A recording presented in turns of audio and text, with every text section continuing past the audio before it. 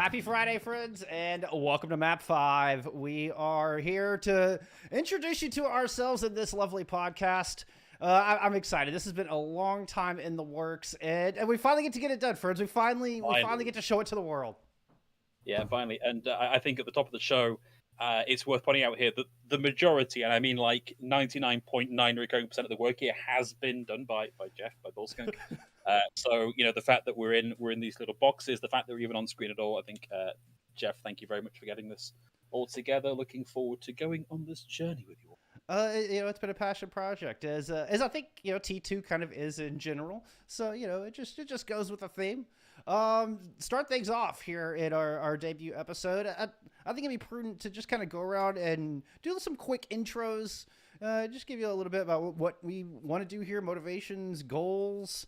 Thoughts and dreams, likes and dislikes. I don't know. I'm going off the rails already. It didn't take long. We're already one line item ahead of where we were going to be in the runner show, but it's okay. Let's kick it off this way. Most of you, I'm certain, in the chat already are here because you know one of the four of us already through Overwatch Esports or maybe even personal lives. What are you doing here if that's the case?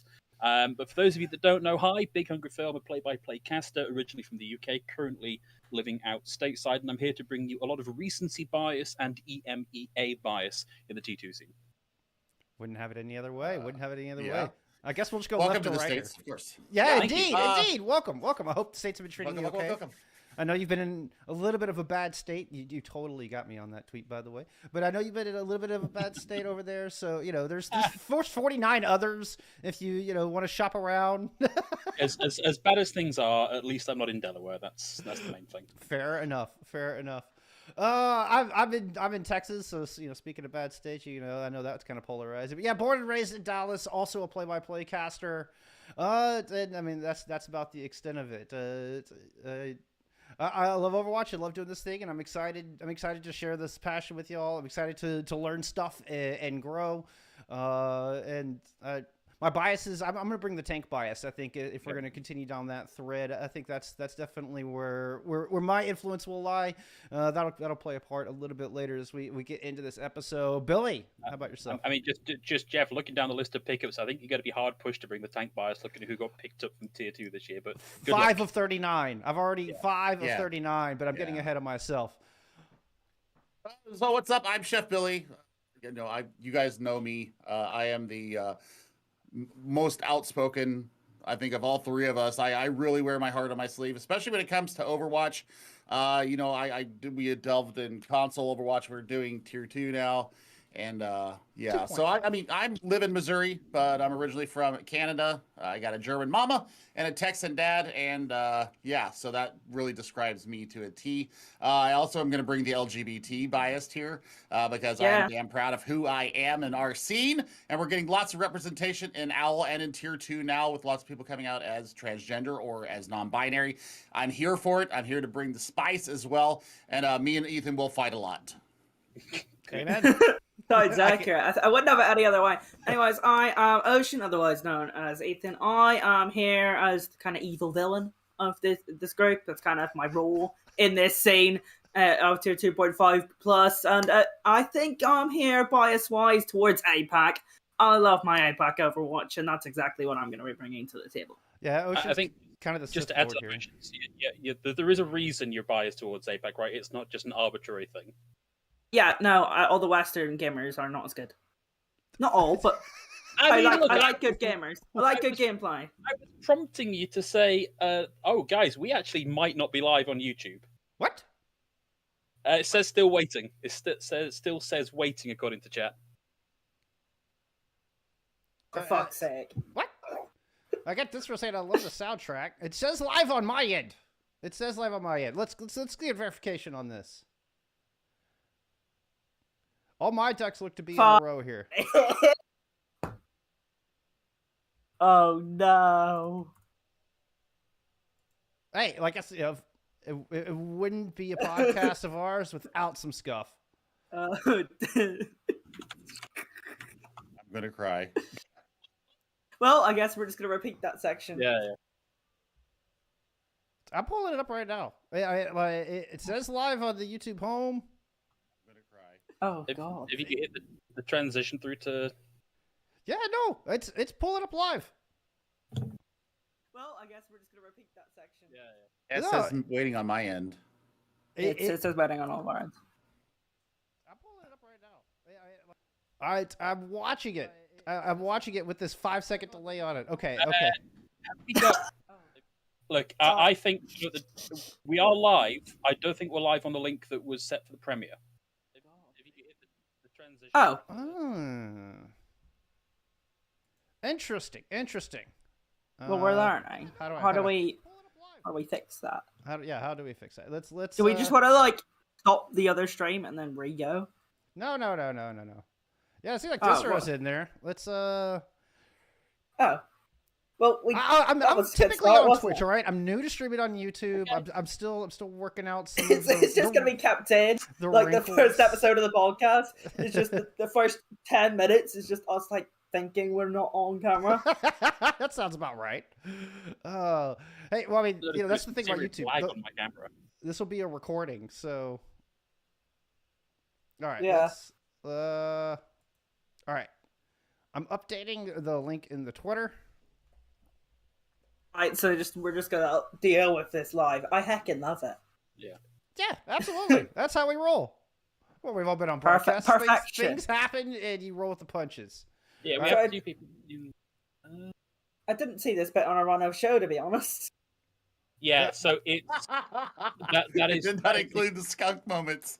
this is exactly what's happened. Is that people are, I think, watching the graduating class of 2021, and that's not where we're live.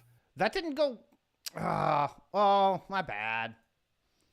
I went through. Where's the new link? Map5Podcast live stream. It's very Yeah. bit vague, isn't it? It is a bit vague. I'm sorry. We can update that, though, right? Yeah, I can update that. Okay. I've got a new link out on Twitter, so that should be good. I don't know. I went through what I thought was all the proper channels. I even saved the URL in a notepad to make sure I opened that same one to go to the premiere, so that it was in the thing that I set up a couple days ago. Like, all right. Nice. Yay! Are we getting it? We found it. We found it. Yeah, I found it. Oh, It thank worked goodness. already. Yay! Oh my All right, god! you can Hi blame guys. Hi. my fault. My fault. You can blame me entirely. That we got our first skunk moment out of the way. There's gonna be plenty more to come. My audio is only left ear. Oh, that's kind of weird. I feel like I should. We're just gonna power through it. Oh, I'm okay. just gonna lean over here. Yeah. All right. Well. Okay, now that we've got the entire podcast's technical problems out of the way for the entire run of the podcast, Yes, we got them all out of the way right now. let's just give you the very quick Cliff Notes summary, guys, rather than us running through this again. Let's see, what do we have? We had thanking Bullskunk for putting all this together. Bullskunk, I will be referring to as Jeff. We are on a first name basis here. Putting all this together, all the graphics, all the animations, all the music is sourced and organized by him. And then we did a little round of introductions. So hello, I'm Big Hungry Phil. Those of you, I'm looking through chat now. I don't think there's anybody here who doesn't already know who I am, so I'm not going to go through that again. And then the rest of you guys can run your introductions. We're up to speed now. Jeff from Texas, Tank Bias. From Missouri, Canada, Germany, everywhere in the bloody world, and I am the LGBT voice for our podcast as well as another tank bias person. Ethan or Ocean. I am the only. Well, I guess Phil's still British. We didn't terminate his Brit contract. I was going to say the only Brit left, but that's not how that works. But anyways, I am the APAC bias. I'm the evil villain of the group, and I love good Overwatch. Is why we got the APAC bias. So when we realised that we actually weren't live in the right place, when actually, thank you, Bane, for coming in, going, guys, is this still happening today? Yes, it is. Thank you. I was trying to prompt you, Ethan, to say that like the reason you have an APAC bias is that you're actually involved in that scene, not just that you've arbitrarily decided that that's where your bias is going to lie, right? scene a little bit. I was previously involved in that scene. I had a team in Contenders. We beat Team CC, big flex. But yeah, I really do like the Impact scene. I think it deserves a little bit more Western support. Can't argue with that. And congratulations! Like that's a pretty huge accomplishment. I know you really helped put together a monstrous team over there. That's really cool. All right. Well, since we got all that out of the way, and I think my skin tone is going back from the hyper embarrassed red that it was. So it's time to move on. We got a lot of news. We're just going to kick off each episode with kind of news of the week. Since this is our first episode, it's going to be the past couple of weeks or so. But we have a ton of news to get through. So let me get us set up for that. And we'll kick into it. First starting things off, we have the Overwatch Collegiate Championship got announced. Where's my Twitter thing? There's my Twitter thing. There we go. Nice. Yep. We're pros at this. We are absolute pros at this. There it is. There it is. Collegiate Championship announced by Overwatch League, which the fall season was announced by Path to Pro. This one was on the official Overwatch League channel. Huge. $51,000 plus in cash pricing, which I believe is up from $15,000 in the fall season. It's growing exponentially, and this is nothing but awesome for the scene. Signups in 2/14. Tournament starts 2/19. Yeah, and it's really great to see that there is a lot going on in collegiate at the minute. Like there's I think 3 or 4 collegiate scenes that are running concurrently. Having spoken to Bay State following a match in ECAC last season, I was like, oh, what's your plan for like the coming weeks? Like, oh well, we've got this tournament that finishes here, and then that tournament finishes then, and then we'll take a week off. We've got another tournament coming up after that. And so it's great that there is now this official level thing of cool. Here's the Overwatch Collegiate Championship, and it feels like a second string to the Path to Pro alongside Tier 2, like another legitimate way for players to get a bit more time in the spotlight. I think it's really helpful because then people have a second option, a financially better option, and then just competing in the normal Path to Pro, and also they can progress their careers elsewhere just in case things don't go how they want in Overwatch. It's definitely not more of a secure option, and I think it would be nicer also if we could have this option in other places around the world. Unfortunately, that's not possible, but it's so good for these Western players to have this option. That's not necessarily true, though, because NECC announced that they have some collegiate work coming in from some college in Britain. So they've actually signed a collegiate team from Britain to be represented in the NECC. So I think that it's starting to bridge out.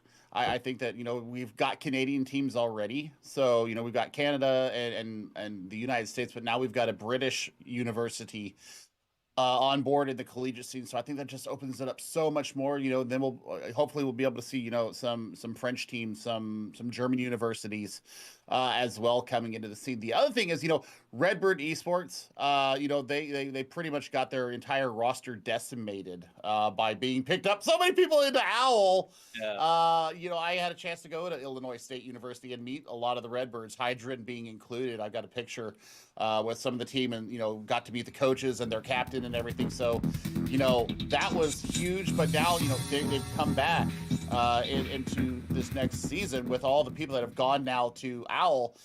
They're still winning. Like Iron is still part of the team right now, and they're still winning. So maybe it wasn't the biggest flex in the world that, all these people went to Overwatch League. Yes, it was kind of unfair to the rest of Contenders and Open Division and everything else that they went through, but the pedigree is still there. So I'm very interested to see how Illinois State University does this coming season, because if they can continue their form right now, because they're competing in NACE right now, they're 4-0 in their season so far. Well, and it's just blurring the lines, like kind of not just running parallel to T2 like Phil was talking about, but even blurring those lines a little bit, and they're kind of starting to blend. We've seen it, with Maryville in the past. We've seen it with Northwood has got a really strong team that's got a lot of players that have played in both Contenders and competing in the collegiate scene. And I think it's good. I think it's really good. And this is expanding. This collegiate championship is open to U.S. and Canada. EU schools aren't aren't in this particular collegiate championship for 2022, but other esports titles are expanding to doing collegiate across the pond, and it's only a matter of time. And the fact that you can get a degree, that you can get some, some scholarship money for participating on esports squads, this is really good. This is the birth of something really beautiful, and I look forward to seeing where it goes. I think this is only the beginning. And teams are going to start investing more and more. We saw UTD with a really strong squad. We had Bonnie, who was in Overwatch League, was their coach. And that was with, minimal backing, frankly, coming from the establishment itself, coming from the university itself. Really impressive. And they still put together a top 5 squad in the country. And I'm looking forward to seeing that growth and that becoming more of the norm. And I think that's good for not just the T2 scene, but the careers of Overwatch League players. And this is something we'll touch on a little bit more as we get into our main topic for the day. But that means you don't have to be 18. Like, it's not just you're 18 and you get picked up, and if you're older than 18, then you're kind of too old already and your career ends by 20. Like, when you start getting into more collegiate players and they get developed a little bit more, I think it will lengthen the lifespan of Overwatch players as a whole, which is absolutely just good for everyone. I think just one last point on that. You talked about there not really being a similar thing in the EU, in the EMEA region. Part of that is because we are not one big contiguous landmass in the same way that America is. And so, the EMEA region covers Ireland all the way through to like Saudi Arabia. And there are some substantial ping distances involved in that, which is why we've typically seen like the separation of Saudi and the Middle East regions away from the rest of Europe because of that data center difference. I think look and see what Rocket League does, because Rocket League have just announced an EMEA collegiate, like proper supported scene. They're going to show us, I think, how viable that is. So I'll be looking at that with a lot of interest. That was exactly the other esports title I was thinking of, as a matter of fact. Yeah. Mm-hmm. Okay, well, moving on to the next item in the list, we've actually got a couple of basically community announcements here. So the first of which is the formation of an organization called Scene Esports. That's SEEN. And this is the brainchild of a number of people in the community. The one that stands out to me that I have some interaction with is Aaron Mori, formerly a Path to Pro player. I believe she was last on Hour Zero when they were running what has now become known as the Shadow Dive composition. They were sort of a one-trick-ish team in that. But the idea of Scene Esports is basically a place to be a dedicated training and spotlight space for women, marginalized genders, people that are typically left behind by the rest of the esports scene. And I think this has been generated in response to some fairly high-profile comments that have come out recently, and I love to see that rather than just like simmering anger and tweet dunks, people have actually gone, no, okay, let's do something to make this a little bit better. So watching Scene Esports with a keen eye to the future. And that one of the squads is Mochi. Tell me how to pronounce that. Mochi. I always second guess myself on that one, and then I end up screwing it up. Same. Have some faith in yourself, guys. All in due time, my friend. All in due time.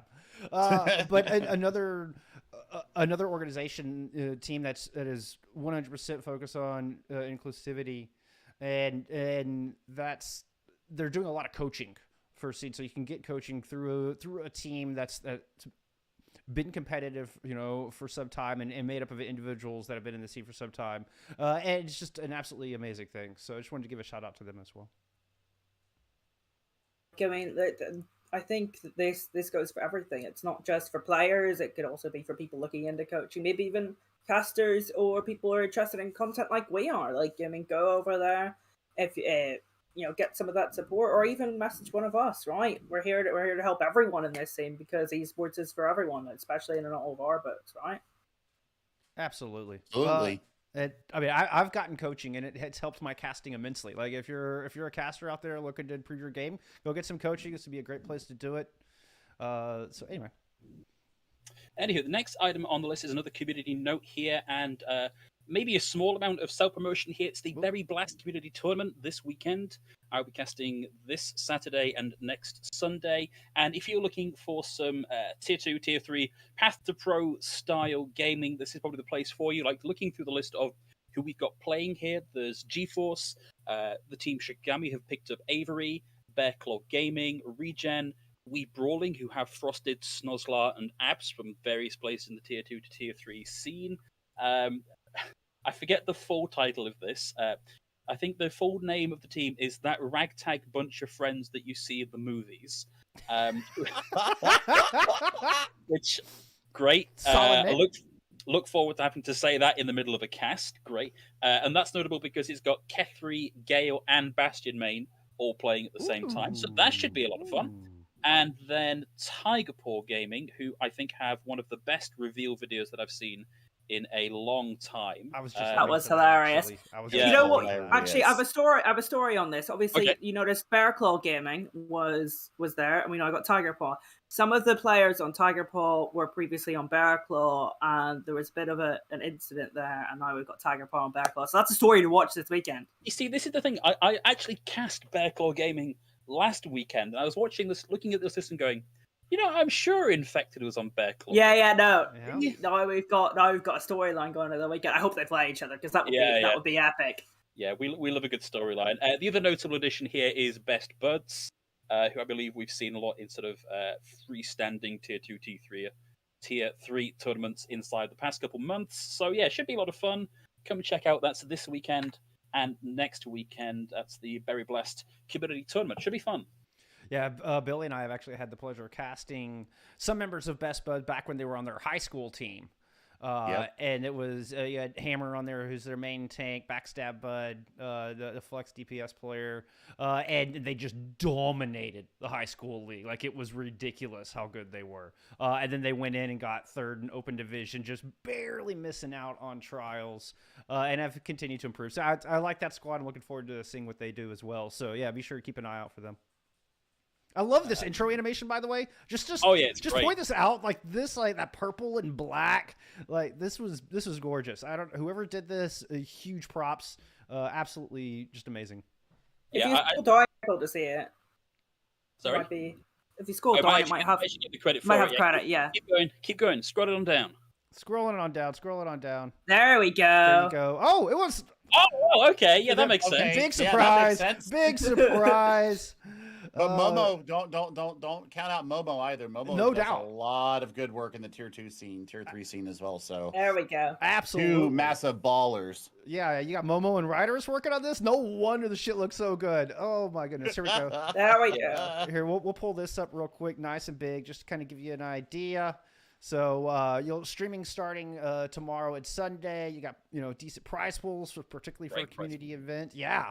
I mean, like, I can't think the last time I saw a community event that had this kind of size of prize pool outside of like things like FOC, which we haven't had one of those in a while. So this is really cool.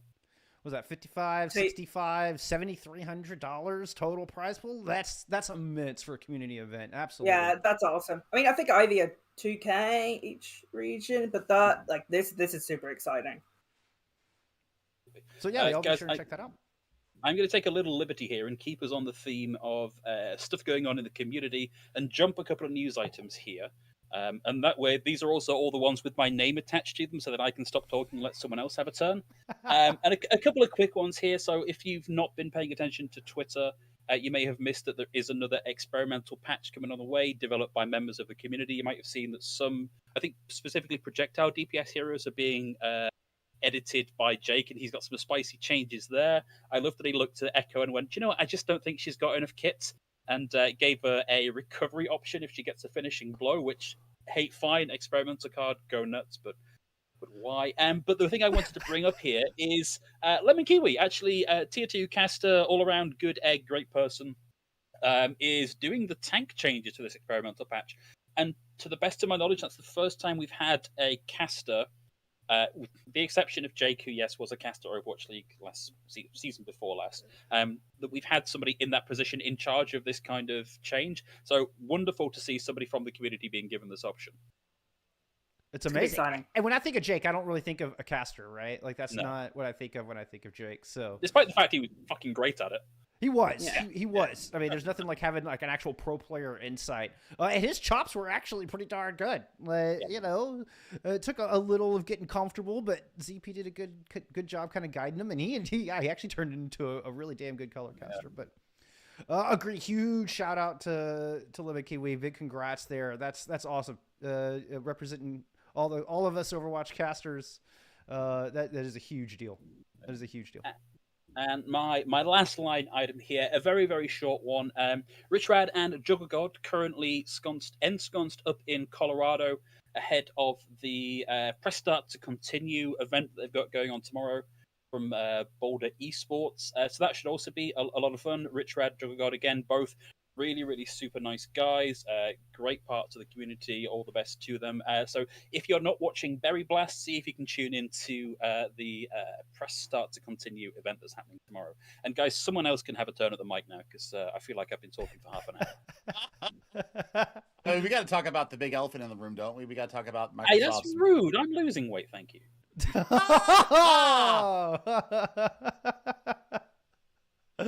Oh. Oh, I lost audio.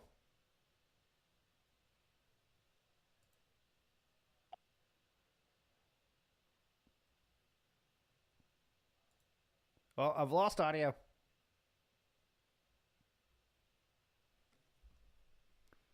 Is it my headset? Let's try something here.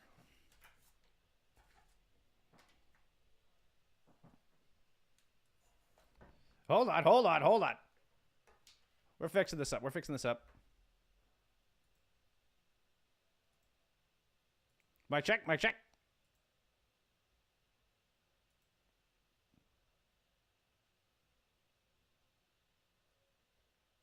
I still don't have audio.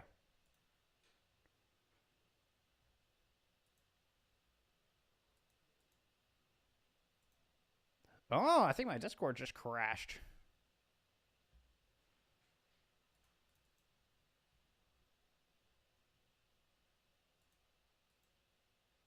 Yeah, I think my Discord just absolutely crashed. So you probably see my friend's mouths moving, but you're not going to be getting any audio from them.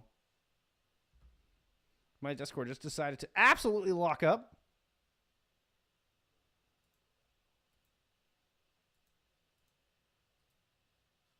Here, let's do that. We're going to have to reopen it. Apologies, friends. You just have to, I mean, we're going to have some scuff on this podcast. It wouldn't be a podcast of ours if there wasn't some scuff involved. Let me get our friends back here real quick as they're having a conversation with themselves right now. Come on, Discord. Oh, and now Discord doesn't want to open?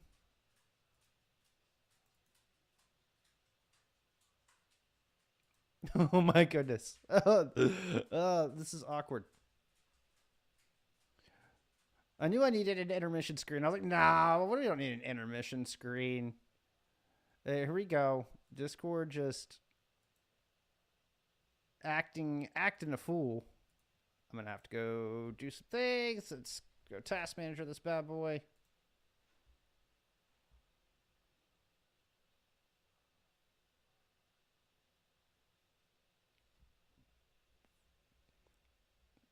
Showing a shutdown?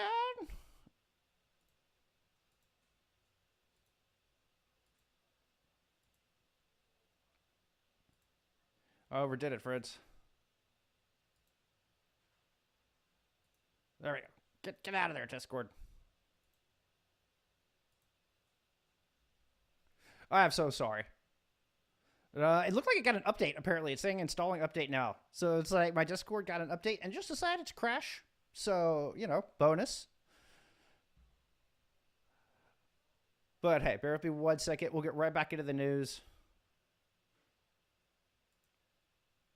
Yes, they just can't hear us. There we go. No, my Discord decided to randomly update and it just shut it down. Like, it just completely crashed my Discord, completely and utterly. So, we lost y'all's audio there for a second, but we should be back and good to go.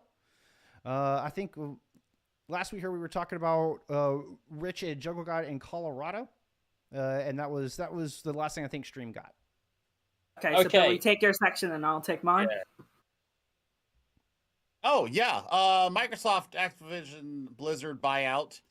I think that is what we are going to be looking at. Hi, popping up in the chat now. But yeah, I think that I want to see Microsoft bring their culture of inclusivity and just better all around human resource management, because good Lord, Blizzard needs it right now. I think it's a lifeline that our beloved game also needs. I put some spicy stuff out there. I think that what should happen right now, and this is my own personal opinion, I'm not speaking for anything else, but I think that they need to scrap Overwatch 2 and just make our game the best it can be. Just say F Overwatch 2. sailed. That ship has sailed. It could happen. It could happen. I'm smoking the copium here. It's a big old pipe of copium in that one. It's a copium train with you. I'm on the copium train with you. Yeah, I think the expectation is, from the stuff that's been talked about by people on other teams and from within Blizzard, is that we should be getting some news about something, hopefully the next couple of weeks, and that might be me on the hopium. But that seems to be, like, timescale wise, if Overwatch League is going to be starting back up in April and Pro is going to play on an early patch of Overwatch 2, like they need Overwatch 2 now, really. Yeah. The latest they can get that, I think, and still have it be somewhat competitive, that's got to be April. So we've got to have news now. I mean, there was just a league scrim. They're doing 5-on-5 with workshop codes. Like that's it should not be a workshop codes. That's a little we should not for be that a professional league that's in its 5th season. Like, I can't think who it was that I saw on Twitter, but somebody put out something saying, I've just spoken to some of my coaching contacts. Yes, it's an important post. Inside Overwatch League, asking if they've had chance to play on Overwatch 2 yet, and the response was lol, no. So yeah.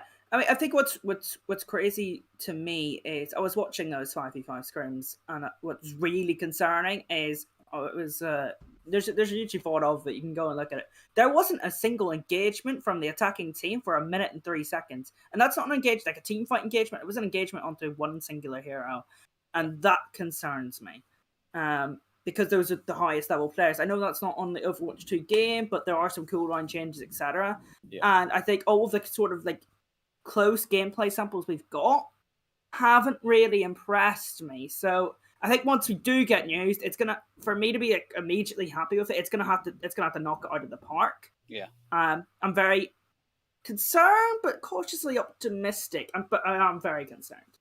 Yes, optimistic, a common state in Overwatch at the minute. Yeah, no doubt. But I mean, the buyout's not going to be completed until late 2023. Is when the buyout will actually go through and Microsoft will have ownership. And the comments have been, encouraging, coming out from Phil Spencer and like the Xbox side of things. It's, talking about, here, let me find the exact quote because I don't want to misquote it, but the accountability that they're talking about bringing in, definitely speaks to all of the recent issues over the past year and what has come to light over the past year that has been going on for the past decade. It definitely speaks to that, and it talks about wanting to right those wrongs was basically what I got from this quote that I'm desperately digging to find at the moment. But only time will tell how long it'll take to implement those things. Yeah, whilst you're digging, comment from Disrow in the chat that Tim the Tatman said the same thing. Blizzard needs to scrap Overwatch 2 and focus on Overwatch. What they need to do and what is possible from a company that is still mired in a very top-down management structure, I think, are very different things. It seems to me like the developers don't have the level of control over their product that they really need to make it the best it could be. And so scrapping Overwatch 2, it just, as much as it might be like a preferred way forward, I just don't see it happening. Yeah, I mean, I think that's dream all we want. Yeah, but I think 5v5 has sailed. Yeah. Like, even if you bring out Overwatch 2, but just keep it 6v6, that's a whole other conversation that we can open that can of worms at some point in time if we really want to. Another episode. I think that's an important episode. I think that's another episode. I do also want to just quickly acknowledge Man of Classy, and I will stop reading from chat directly shortly. But yeah, it's a very valid point that we are very deep in the source of competitive Overwatch here as casters. we are not the main target audience for this, right? The main target audience for Overwatch 2 is the casual player base, and that's what the PvE is coming in for. And so we need to maybe be a little bit more nuanced when we think about what is and isn't the correct route forwards here, because that PvE portion is aimed at a big chunk of the player base that maybe don't want to be grinding ranked however many hours a day. I'm excited for the PvE. Oh yeah, it'd be fun. I think it's going to be fantastic. I just don't think it has a place in our competitive scene. That's what I think. Us being so biased towards 6v6, I think that's where a lot of our issues come from. Is that they're taking away what we have come to know as the competitive scene, and they're trying to flip it on its head. They're trying to reinvent the wheel. And sometimes the wheel needs reinventing. Like I actually think the game is a lot healthier with roll lock than it was before roll lock. Oh yeah. Actually agree with that. I was really shocked that we came to that outcome, but I feel like my concern with going to 5v5 is, this is like what Overwatch's third or fourth major format change in like 5-6 years. Have you ever seen a game that's been a long-standing esport do that? No. Gonna be 6 years in May. I think looking at where we are in the broadcast, and given that we are again getting deep into the sauce here of competitive, when this is a tier 2 community podcast, I think let's save that for a later, deeper episode, and let's have a look at what we've got for the rest of today. It's probably smart. I'm just going to close for this topic then. I did find this quote. Immediately Phil Spencer announced, no apologies necessary. You're absolutely right. Somebody's got to keep us on track. Microsoft is committed to our journey for inclusion in every aspect of gaming among both employees and players. We hold all teams and all leaders to this commitment. So it was a very appropriate, I mean, you can read into how much that's PR or whether that's genuine, but a very appropriate, encouraging comment coming out of Phil Spencer, like the day after the buyout. Yeah, but then the day after that, he came out and said that he was very pleased with Bobby Kotick's adjustments to ensuring an inclusive workplace. So I don't know how much I really buy into Phil Spencer right now, but at the risk of damaging my credentials, I think I'm going to leave it there for me personally. Fair enough. This kind of feeds into our next point, is that it was released today that Activision Blizzard will most likely go third party for the 5th season of Overwatch League. This is pretty big news coming through. What are y'all's opinions on this? How do you think this is going to affect production and the way season 5 goes? I think it probably frees up a lot of resources for Activision Blizzard. I think if you look at what it costs them to put these people in a position to do this work, it's probably cheaper to outsource it. I don't know that there is a production company in the world that can manage both halves of this. I think it's probably going to be 2 separate production companies. I have some thoughts as who I'd like to see do this, but I suspect it's going to be one of the existing big operators. Who would you like to see do it? This is our podcast. We can share our opinions here. Tell us. Okay, so I think we got Man of Class in the chat here, and I don't think this is necessarily all that likely, but I would love to see Monkey Bubble as a production house, given how well they've done with the Path to Pro coverage they've got. I'd love to see them given some piece of this pie, whether that is giving them tournaments like end of season tournaments, that sort of thing to handle. That would be fantastic. I think it's far more likely to go to somebody like Face It, ESL, maybe even to Esports Engine, given they've just been handed CDL to run. I can see it being some of those guys. I had my own personal thought. I thought that Nerd Street Gamers might be able to handle it. How good they've done with Valorant here in America. I think that it could be outsourced. I think you're absolutely right. I think one of the tier 2 production houses. I mean, even the Elo Hell Sports, given what happened earlier in the year, I think that they've brought themselves around. They've really tried to clean up their act, and they're bringing other sides to themselves now. I think that they could possibly get into that as well. So, I'm looking at those 2 big houses right now. Could they handle it? I think so. I think they're going in the right direction as far as their production house and how they're doing things now. So I definitely think Monkey Bubble should be high on that list, though, seriously, because, I mean, look at the production quality that they've had for Overwatch contenders, EU and NA. So, I mean, it's just been absolutely spot on. So I think my concern with Monkey Bubble, and I'd like to think Monkey Bubble share this concern with me and that I'm not speaking out of turn, is that if we are ever going back to in-person attended events... That was the point I was going to make next, yeah. Sorry, Bill. No, it's a good point. We're sharing a brain cell here. I was thinking the same thing. Go ahead, finish, please continue. Yeah, so as much as I love Monkey Bubble, to the best of my knowledge, I don't think they've been directly involved with a big ticketed that sort of event management style event. It's really only in the digital space. I'm confident they could do the digital stuff. I know for a fact they can do the digital stuff. They've been doing that for years. If it becomes bigger than that, I think it's going to be a struggle, at which point your Nerd Street Gamers, your HSLs, they're far more like ESL. I don't know why I keep saying HSL. That's the Health and Safety Laboratory in the UK. ESLs, they're far more likely to be in the run for that. I have a lot of opinions on this. I would be very concerned about ESL and Faceit providing their recent sales to Saudi Gaming in Saudi Arabia. I think I haven't done too much research on Saudi Gaming's human rights record, but of course we know a lot of companies in that sort of area of the world do not have a great human rights record, and that's of course a big concern. However, of course, it is also worth noting, and the other side of the coin is we've actually had some Saudi Arabian organizations in esports who have had okay human rights records. But I also want to kind of move this to talk about the tier 2 production houses and what my preferred choices would be. I think if you were going to go for someone who's worked in Overwatch previously, the tier 2 production houses that we've got, I mean, Monkey Bubble is 10 times better than EHE. I speaking from a team that competed in Korean contenders, with EHE's performance with Korean contenders was quite frankly, and I work at EHE, and I'm going to say it was quite frankly dreadful.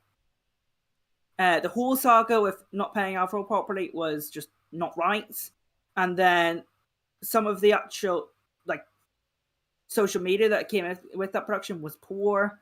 I thought that they were pretty bad. I think that their casters and some of their producers and observers saved them, but as a company, they quite frankly don't even deserve a tier 2 Overwatch gig anymore, and that's my personal opinion. Ooh. I'm going to be brave and say that. Bold statement. While I'm an opponent of them. Personal opinions of where I think they should go. I think Esports Engine is my preference at the current moment because it's with CDL right now as well. It just seems that would be the easiest option and have the most communication between people who are more involved in esports as well. Is just people who are involved in Overwatch League, so we can get the best esports product out there. But of course, I mean, the ideal scenario is somehow OGN randomly gets revived, getting old OGN style broadcast. Everyone remembers the old Apex days. I mean, that is the most utopian you could ever vibe on. But yeah, no. Those are my opinions on it. I think my preferred choice right now is Esports Engine. But if you want to go for one of the tier 2 companies who are in Overwatch, or at least give them a try in some sort of cool events around Overwatch League that are the Overwatch League gig, Monkey Bubble's the way to go. They did 10 times better on the Western Overwatch that they had, and that's from an APAC bias. I just want to very quickly address your point about Faceit and the recent buyout by a Saudi company. Emmy, Captain Fluke on Twitter, she's primarily a Rainbow Six caster. I believe she does some Valorant as well. Yeah. Immediately raised some basically the same concerns you have about handing over to a Saudi company. And they have actually been very good about getting back in touch with her and giving her assurances that whilst the financing may come from a different place, the people in charge are not going anywhere, and they do intend to fight to keep things the same and to ensure that sort of that untoward socio-political bias doesn't come into it. The proof will ultimately be in the pudding, but I trust Emmy to not have been duped by these people. I think she's very smart, and so I think some good reassurances in place, but we are right to be a little bit skeptical about it. Agreed. That is, I mean, obviously we're all concerned about human rights records in Saudi Arabia, but I think that esports and sports in general can be a big part of changing that sort of region for the better. I think that's something that we can kind of have to accept and try and push them forward. I mean, obviously that's if that sort of region is willing to change, and I think maybe in the future, in an ideal scenario, maybe. But I think before we say, oh, you know, we are definitely concerned about human rights records. Not every company in that region has a poor human rights records. The majority, absolutely. But there are some companies, even in esports, that do, and I think actually a lot of them deserve respect because they do actually get a lot of disrespect just because of people categorizing where they are. Yeah, I think it's important that we not treat any region or any peoples as a monolith, and acknowledge that this is a complex region with complex views. In the spirit of getting us on to the main topic, one last point for today. We have sort of an in memoriam for a few people. So first off, Fran rather publicly came out and said that she would not be playing Overwatch anymore. I think actually stepping back entirely from streaming here. Yes. Citing, I don't think it's ever been her main source of income. There was a recent kerfuffle over the leaking of her NFT Discord and Twitter accounts, which you can make up your own minds on NFT and cryptocurrency. You can certainly go check my Twitter to see exactly what I think about that. But I think ultimately, as a member of the community, as a very visible female player, as someone who has supported Tier 2 through the FOCC FOC tournaments, we are definitely poorer as a community for having lost her. Agreed. I mean, on her Twitter, her bio just says, "I'm free now." Like, that is literally her bio. But you're talking about somebody with just shy of 84,000 followers, who was a huge supporter of Tier 2 and community Overwatch. I would go so far as to say the FOCC were the two best community tournaments we've had in the past, in recent memory. So yeah, certainly a big loss there, but not the only one. A little bit more lighthearted and congratulatory. We do have Thibbledort, who is SMM from Florida Mayhem, decided to pick up another job and is stepping away from Overwatch. I opted to go with the picture of him in his trailer driving across the country. But wish him the best. I mean, he was literally in Blizzard Arena for Season 1. And has been around the professional Overwatch scene since its inception in some form or fashion, perhaps behind the scenes. Those of you involved in Tier 2 may have seen him cast alongside BHP here, doing some contenders work and trials work and everything else in that vein. He has assured me that he will still be coming back for casting, so he's not completely done with Overwatch. I just don't think he's working for an Overwatch League team going forward. That's good to hear. I think that's good to hear in of itself. But wishing Thibbledort all the best, and we know Florida are gonna miss him. And then the biggest news as far as this topic is concerned is Brennan Josh coming out with the identical tweets, just changing their own name to the other person's name. That was the only word different in either their tweets. But basically stating they don't have an agreement with OWL for 2022. And again, two individuals who have been staples in the scene, in the community, in OWL in some form or fashion. Been on the desk. Was with Overwatch World Cup and all the major events, bringing their explosive personalities and a lot of humor and good stuff, good analytics, and stepping into the casters booth for 2020 and 2021. Saw a lot of growth and stuff there. And it was fun to watch them grow from year to year. And I definitely think the scene is going to miss them a lot. And it's a little lesser for it. So yeah, it honestly wouldn't surprise me with the public outpouring if there was some kind of pretty hurried upping of offer from Overwatch League to bring them back. You can have your own opinions as to their casting and their style, but you can't deny that they are a big draw and a big part of the personality of the league for the past 4 years. And I do think Overwatch League needs to do what they can to get them to stay. I mean, just they're streaming alone, right? Yeah. Yeah, I mean, I think a second thing is I think there are some rumors that they weren't getting paid properly. I mean, Overwatch League's had that for a long time of not paying people what they're worth. So, I mean, just step it up. I mean, the talent for Overwatch League, in my personal opinion, has made it 10 times better than what it would be with different talent. In my personal opinion, I think over the years, I think one person that really missed for a long time was Lemmy. When Lemmy came back this year, I was ecstatic. Just for an example, right? I think Brandon and Josh, to at least the more casual community, will have a big significant loss if they are leaving. Yeah, I think if they don't come back, expect a very, very strong co-stream presence from Platchat in the 2022 season. And they have stated as much. They are going to continue doing the podcast, and they are going to do some co-streams. So, my thought on is that it's the same situation that Wolf was put into when he wanted to do the LCK and be an Overwatch caster. I think that Overwatch wasn't willing to let them have their cake and eat it too. I think that's what's actually happened here because they're really going heavy into Valorant. I think that's what's actually happened here. That's my personal opinion. They didn't want to let go of the Valorant side of their gig, and Wolf was also not willing to let go of League of Legends in Korea.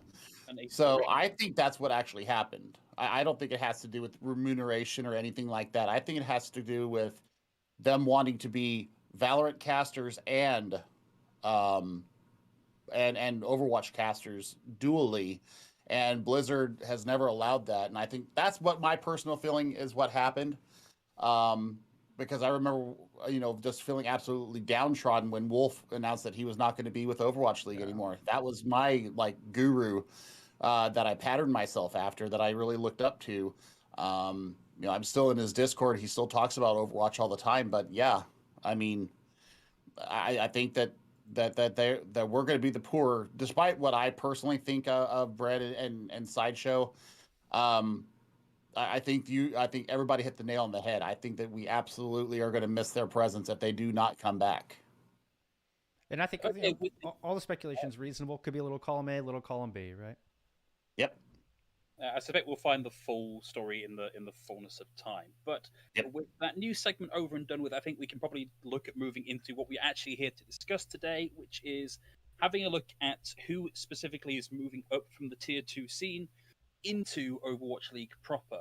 And so we're going to break this down by region and just have a look at who's moving up and what we think about them. So I think we're actually going to start with OCE and the PAC region, which is not a big region, particularly when you look at the talent that's moving up, but an interesting region.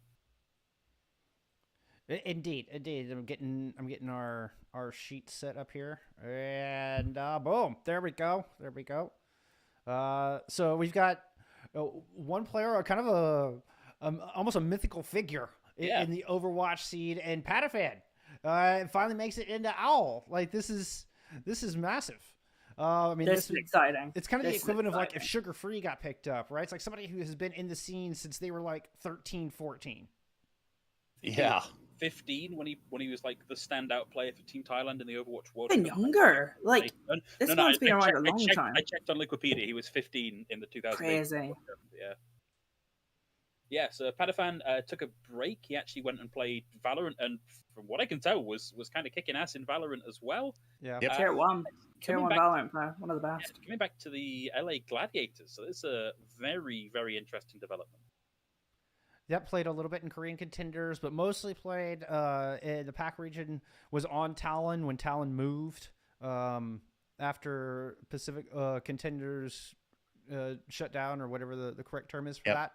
But continued to play in Korea for a little bit. Now, I guess the question on everybody's mind here is the gamer hasn't played Overwatch in a while. So how are they gonna be able to come in and perform at the top level, just kind of skipping Contenders altogether? Haven't seen much about it. 2019. He's an elite competitor. The Gladiators picked him up as pretty much their Birdring replacement. I have faith he's gonna come good. And you know what? Balls on the walls here. Rookie of the Year contender instantly. Oh, really as good as that. I guess to add to that, the thought that I've seen put forward most about Overwatch 2 is that it is going to be a lot more like team shooter focus. Like it's a lot more about quick frag than it is about staging, and like all that will come into it. But like it is a lot more about fragging potential than it was previously. So like having a guy that you know can perform already in a fast-paced 5v5 game and with a proven pedigree in Overwatch, like I do feel like he's going to be a very strong pickup. Can't argue with any of that. Can't argue with any of that. I mean, Rookie of the Year contender. That's bold. That's bold. I like it. We're here for some bold, honest opinions. Bold. That's what we do. We're not going to pull punches. Honest. He moved into Valorant and instantly was one of the best players outside of your main regions. And I mean, what he did in Valorant was amazing. What he did in Pacific Overwatch and Contenders was amazing. He instantly put a name on Pacific Overwatch if you didn't think of Mickey previously. Yeah. And he's now on the LA Gladiators as a potential Birdring replacement. That's how big they think of him. He's been getting a lot of resources. I don't even think it's a bold statement to say he'll be one of the best DPS players in the league this year. There you go. There you go. The other player from, not from this region, but from, we've lumped two of the smaller regions together. So from the OCE region, that's Australian Contenders. That's the only thing that actually is in that region. We've got Adam. Adam from Oz is coming back in, having been signed to the Valiant and then picked from the Valiant when the Valiant dropped their entire Western roster to go to a Chinese roster. He's back. He got picked up by Florida Mayhem, and God, that's gonna feel so good having lost that opportunity to now actually be here and ready to go in an Overwatch League team.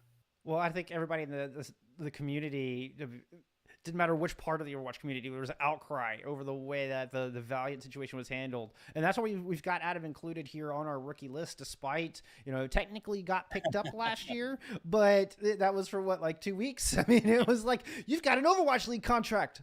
Never mind. Go back home. Like, JK, LOL. Yeah, oh, brutal. But I mean, mad respect. Adam clearly didn't let it get to him. Not only playing for Ground Zero Gaming over in Australia and just, dominating the Australian contenders, but also simultaneously playing for some UAs from NA squads as well. Was on Uprising Academy and Dark Mode respectively. So, just mad respect. Playing on whatever ping that could possibly be. I think 200 might be a low estimate. Yeah. But you can't undervalue the hard work this gamer's put in.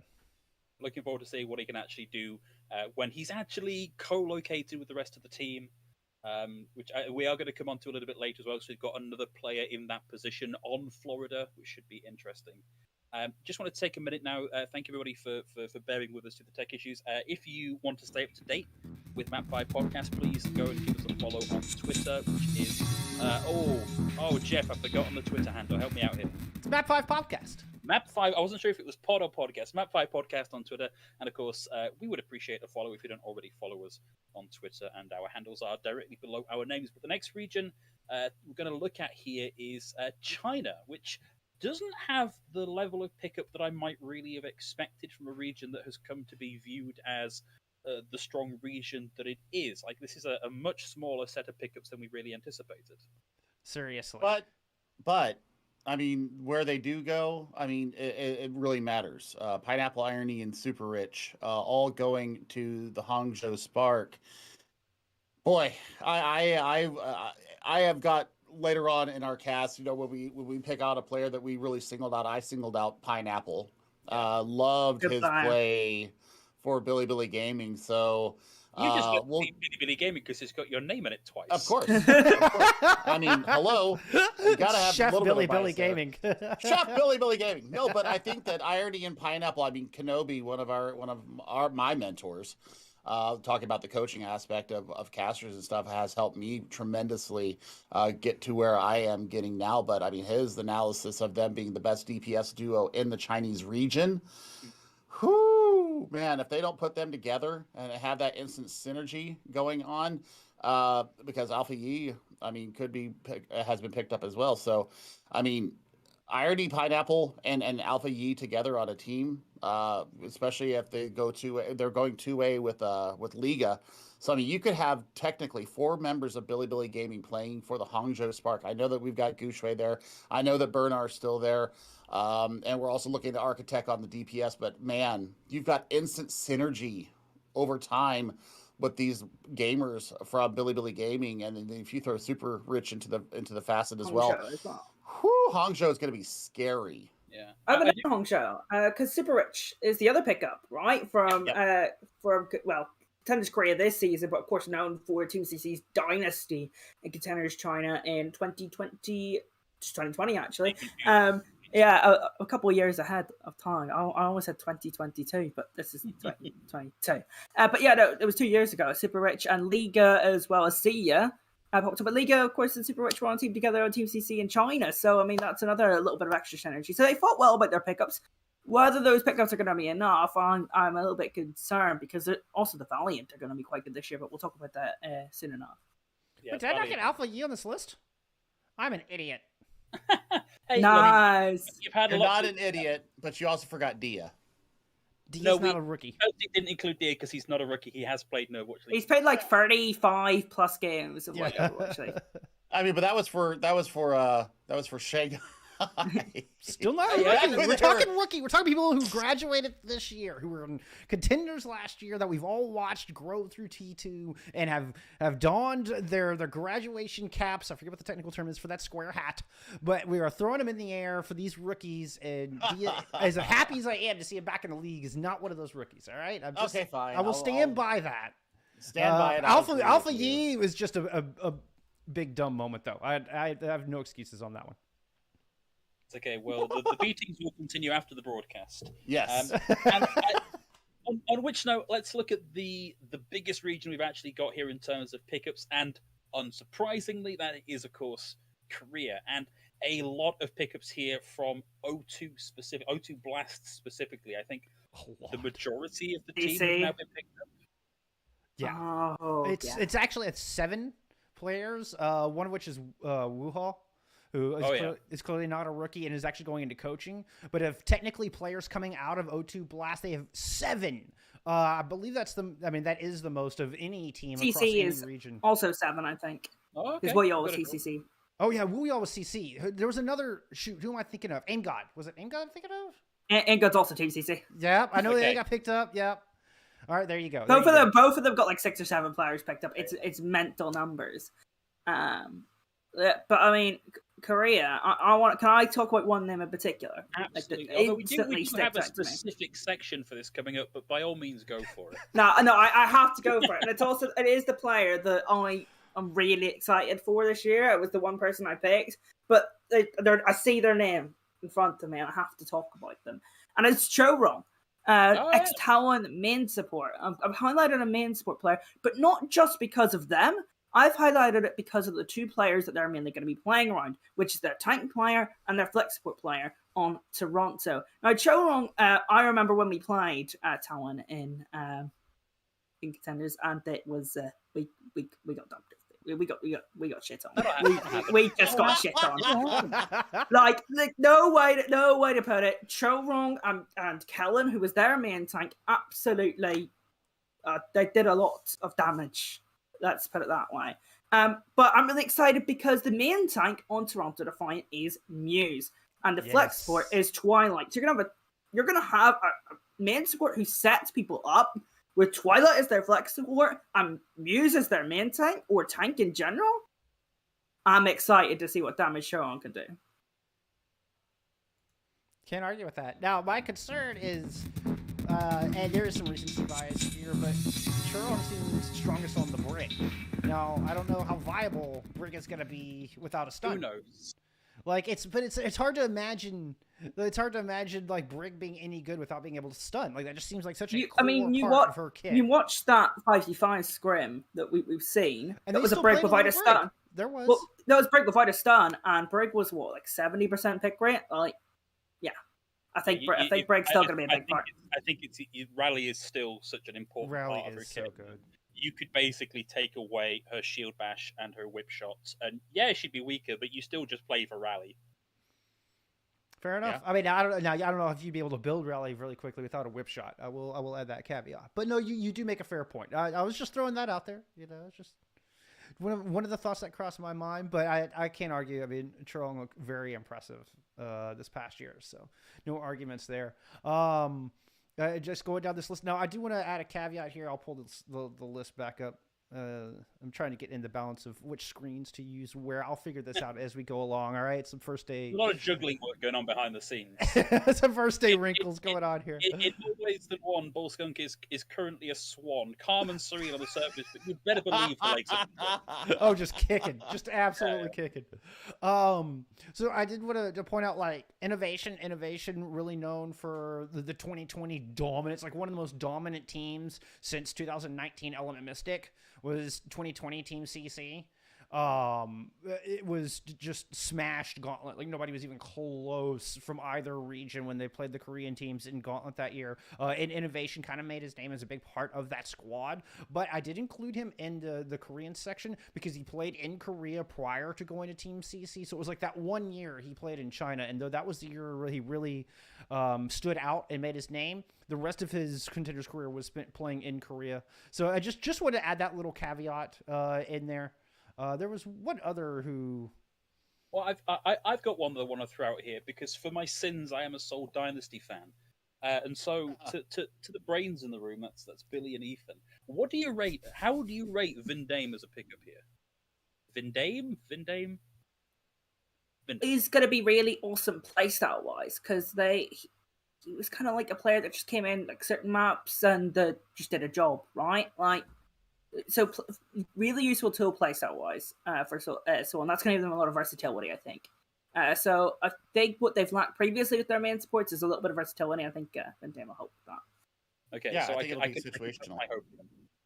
Yeah, I mean, your Hopium should be fully stocked. I mean, it's going to be situational. It's when they're going to use that gamer. So that's the big support right now or the big question right now is when are they going to use them? How are they going to use them?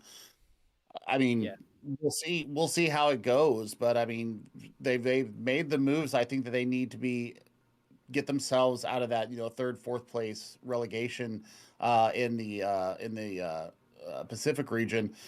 We'll see if they use them more or less. I think they should favor more towards the positive side of using Vindame. We'll see. That's really a mantra for Overwatch League on Overwatch 2, is it? Because we don't know how it's going to work. We don't know who's going to be strong. We don't know what the meta's going to be. So it's just, we'll see, I guess. And I guess we'll also. I don't envy the people trying to pick up people, right? Yeah. Oh. Making me and Ethan's job very hard. Yeah. Whereas, for a play-by-play caster, we're the chimps in the casting pair, so we can just go on whatever. It doesn't matter what's meta. We just say what's on the screen. It's actually very easy. Oh yeah, we work with both of you as my play-by-play. Neither of you are Simeon-like. No, we just swing branch by branch. And we don't know what branch we're going to until we get to the next one, and then it's just quick decision making on what branch we swing to, so we don't fall and face plant on the ground.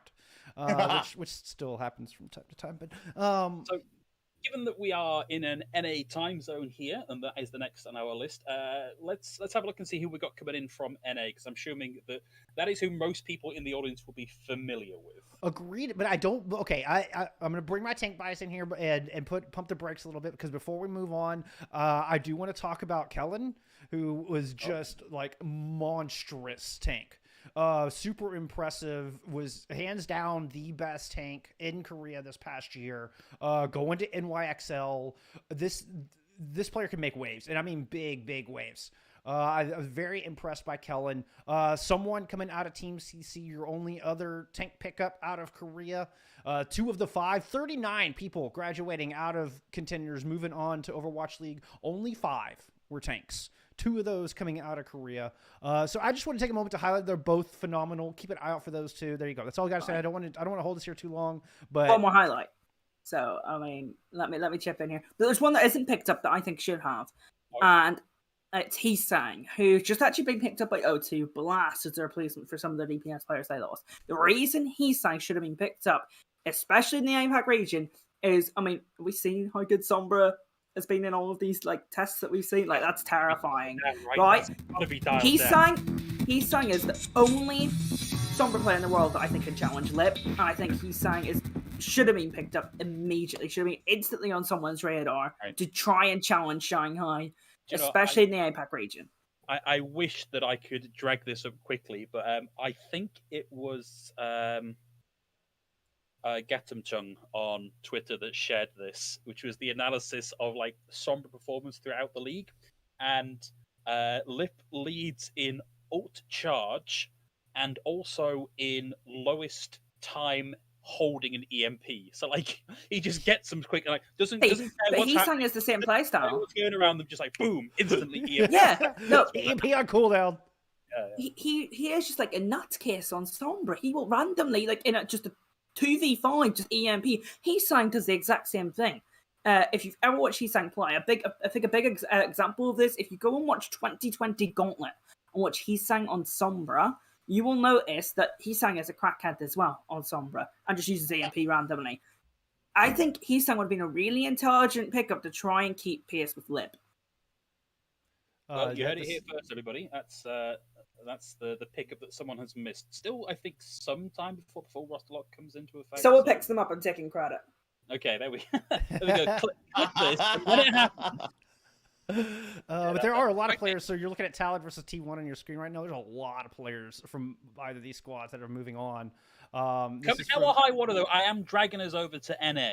Okay. Quick shout out to Develop, who got picked up as well, but we didn't include as a rookie because he was on the bench for Shanghai this past year. But Develop's also going to be very good. All right. Okay. All right. Wait. No, wait. No. Oh, all right. And here we go. We're taking that long plane trip across the Pacific. I've got jet lag now, and we're headed to some NA. Let's. Well, I'm gonna pull up the thing. Why don't y'all go ahead and start? I said this the second that I saw him signed. I think Hydron's a very strong contender here, given what we expect the changes in play style and the way Overwatch is played to be. There is a very strong possibility that Hydron is one of the most impactful pickups in the region that he's playing in. He's going to Florida, playing in basically the NA region. I think he has the potential to take over games here. He's always impressed me as a very, very strong player. I think the first time I ever came across Hydron's name was he was being 0.25 by Kefri, which is, that's a mark of success, right? That's like Kefri's going, no, this guy can't be this good. I gotta slow him down. Fair. It's nuts. And he's developed so much in the past 2 years. I think that's the scary thing about him, that his development, he could just get better. Yeah. I mean, I had the pleasure and opportunity to see him play in person, and he was playing against the Fuel in a scrim, and he was just absolutely owning the players of the Fuel. So if that's anything to go off of right now, yes. Phil, I think you're absolutely correct. And I mean, the sky is the limit for this kid. I mean, absolutely humble. Knew that he was good. Knew that he was top 5 against Overwatch tracers. So the fact that he made that statement before he got picked up definitely leads. He's got the heart. He's got the bravado that the DPS is going to need now. I'm scared to see what he does with the Mayhem. Yeah, should be a good pickup. I'm And excited. I don't think there are any weak pickups. I think your scouting in the league is too good for the weak pickups. But like everybody that's been picked up for the NA, I have a lot of confidence in. Agree. Yeah. And I think it's worth stating that 6 of them come from American Tornado. Yes. I mean, half of your NA pickups come from one team. And, I mean, not all of them played for ISU, not all of them played for Redbirds, but they all come from that American Tornado squad. So even Sam, who didn't play with them through the entirety of their run, did play for AT back in their first inception when they moved over from T2 Dan. And I believe it was on T2 Dan as well. I may have to double check, may have to fact check that one, but I think so. But yeah, I mean, you got UV and OG. And that's, you want to talk about ones that can really make a huge impact. Those two right there, Ultraviolet and OG reunited on the Atlanta Reign. I called this in trials. I straight up called this in trials. I was like, UV is going to Overwatch League. He is smurfing in trials right now because ISU had to work their way back up through Open Division and Contenders Trials, being on a new team. It was Bobby Wasabi who inherited the American Tornado slot. So that's ISU had to work their way back up. Billy and I had the absolute honor and pleasure of casting this squad I was like, Ultraviolet and Hydron are going to Overwatch League. Like this is Overwatch League talent. Like, make no mistake. They are smurfing here. And sure enough, I think UV, we may touch on this point a little bit later. I think UV could be in the running for that Rookie of the Year. It wouldn't surprise me. Now, I mean, when you have people like Proper is somebody we were talking about Korean contenders and kind of failed to touch on Proper. I mean, we will get to that. And I think that's probably your front runner. I think UV, even in the support role, could challenge that. I mean, OG as well. I mean, that's OG is phenomenal. Those two working together just looked almost unbeatable. I mean, just looked downright flawless. So I don't think I was paying enough attention to the cards on table. I mostly watched EMEA last year because it's the one that was most convenient for me to watch most of the time. Sure. I can't think of ever seeing much from False. Like, clearly, again, to have been picked up here, particularly as an off tank, as a Diva specialist, clearly they're doing well. Like, what have I missed here by not keeping my eye on False? Willingness to kite back, the aggressive frontline play when it called for it. False brought a very engaged style as far as the off tank. I think that the more utility that you saw from False is what made them such a good player. You notice it by not noticing it. The supports for Bobby Wasabi rarely went down unless it was against ISU. That was the only team that they really got bodied by. False brought the heat on the Diva. Smart management of cooldowns, willingness to dive in when it called for it, willingness to back out and kind of lead the retreat. Definitely was the one that I saw getting out of fights fastest and making sure that support stayed alive when the call to retreat did happen. So I think that, do you have necessarily the massive self-destruct plays? No. That you would see from like an Iron? No. But I think that False was the better of the off tanks because of that ability to kite back and that commitment to falling back and kiting back for the supports really did him the best service as far as an off tank. Okay. Really smart player too. Like, you think False for me is a very different off tank player to what you would think a certain off tank player. For example, False and Iron's a good comparison, but I'm going to go with the easiest comparison to Hunbin, who's in the league. Hunbin, as an off tank in the league, is extremely good at just taking players out of the game. For example, in the first regional we saw main melee between Shanghai Dragons and Dallas Fuel, we actually saw just Hunbin take out both DPS players of Shanghai. They were unable to do anything that entire series. False is a very different player. False is a player who gets people into the fight and gets his team involved. So instead of taking other players out of the game, he brings his own players into the game, something that Hunbin really struggles to do. So that's my sort of example on what sort of player False. Well, and I was thinking kind of a similar comparison, but with just Kaluge or Cucumber or whatever name, because there's kind of the two iterations of American Tornado, right? As far as the off-tank was concerned. That's a good comparison. Yeah, it was False or Kaluge. But it was kind of a similar style, though, versus, the aggressive versus kind of the, not escorting, that's not the right word, but ensuring that everybody else could pop off.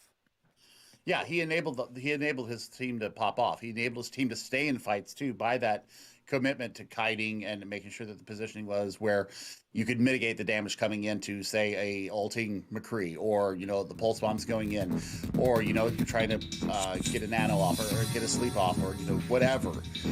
That's where False made his money, whereas being willing to not be the standout player, it was more of the support off tank role more than a damage mitigator like a Hanbin does.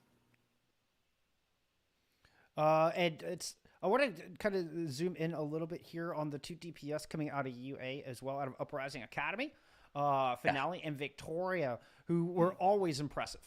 That was UA notoriously struggled, were kind of hard stuck in trials. Like I felt like last year they got saved by Jakara.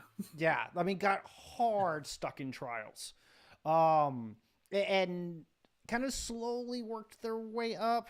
Devon Dynasty played for him for a short stint, and I thought did them kind of well, but it wasn't until then they went to Korea, kind of. A person kind of went to go play in contenders trials over there, picked up a new squad. But they kept some of those players. Yeah, it didn't exactly go as well as they thought they'd hoped, or whatnot. But they kept some of those players, and Finale and Victoria were born out of that adventure, let's say. And Finale in particular, I mean, they're both really good. But UA, okay, so let's to continue the history lesson. 2021, they had NA main tanks, and the communication was mostly in English, and they still struggled. And, we didn't really see them come into their own until they brought in, was it QOQ and Itsal?